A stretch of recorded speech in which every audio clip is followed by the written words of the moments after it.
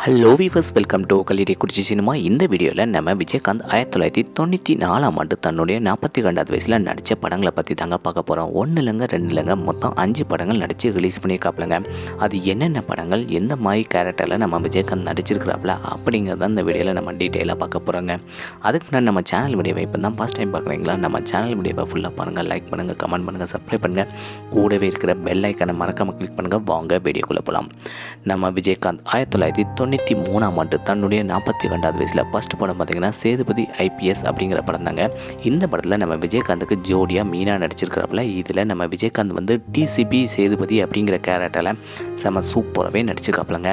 இந்த படத்தை doctor B வாசுதான் direction பண்ணிக்காப்புல. இந்த படத்துக்கு இசை வந்து இளையராஜா இசையமைச்சிக்காப்புலங்க. இந்த படத்தில் உள்ள பாட்டு ஹிட்டு. இந்த படத்தில் நம்ம விஜயகாந்த் நடிப்பு செம சூப்பர் ஹிட்டாகவே அமைஞ்சிருக்குங்க நம்ம விஜயகாந்துக்கும் மீனாவுக்கும்.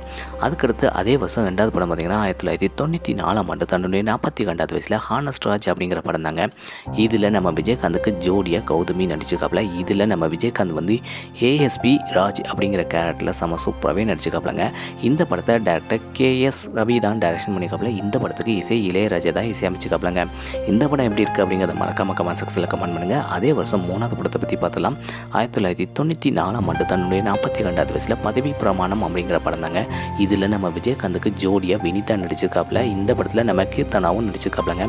இந்த படத்தில் நம்ம விஜயகாந்த் வந்து சிவா அப்படிங்கிற கேரக்டரில் செம சூப்பராகவே நடிச்சிருக்காப்புலங்க. இந்த படத்தை டேரக்டர் கேஆர் உதயசங்கர் தான் டைரக்ஷன் பண்ணிக்காப்புலங்க. இந்த படத்துக்கு இசை வந்து தேவா தான் இசை அமைச்சிருக்காப்புலங்க. இந்த படம் எப்படி இருக்குது அப்படிங்கிறத மறக்காம கமெண்ட் செக்ஷனில் கமெண்ட் பண்ணுங்கள். அதே வருஷம் 4வது படத்தை பற்றி பார்த்தலாம். 1994ஆம் ஆண்டு தன்னுடைய 42வது வயசில் 4வது படமாக என் ஆசை மச்சான் அப்படிங்கிற படம் தாங்க. இதில் நம்ம விஜயகாந்துக்கு ஜோடியாக ரேவதி நடிச்சிருக்காப்புல. இதில் ரஞ்சிதாவும் கதாநாயகியாக நடிச்சிருக்காப்புலங்க நம்ம முரளிக்கு ஜோடியாக. இந்த படத்தில் நம்ம விஜயகாந்த் வந்து ஆறுச்சாமி அப்படிங்கிற கேரக்டரில் செம சூப்பராகவே நடிச்சிருக்காப்புலங்க.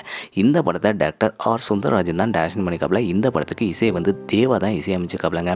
அதே வருஷம் 5வது படத்தை பற்றி பார்த்தலாம். 5வது படம் 1994ஆம் ஆண்டு தன்னுடைய 42வது வயசில் பெரிய மருது அப்படிங்கிற படம் தாங்க. இந்த படத்தில் நம்ம விஜயகாந்துக்கு ஜோடியாக நம்ம ரஞ்சிதா கதாநாயகியை நடிச்சிருக்காப்புல.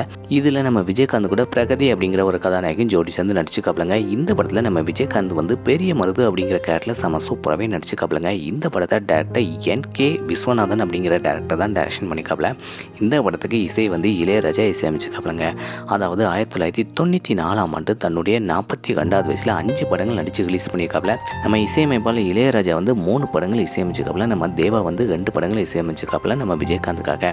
இந்த படங்களில் உங்களுக்கு எந்த படம் பிடிச்சிருக்கு, எந்த படத்தில் நம்ம விஜயகாந்த் செம சூப்பராக நடிச்சிருக்கிறாப்புல அப்படிங்கிறத மறக்காம கமெண்ட் செக்ஷனில் கமெண்ட் பண்ணுங்கள்.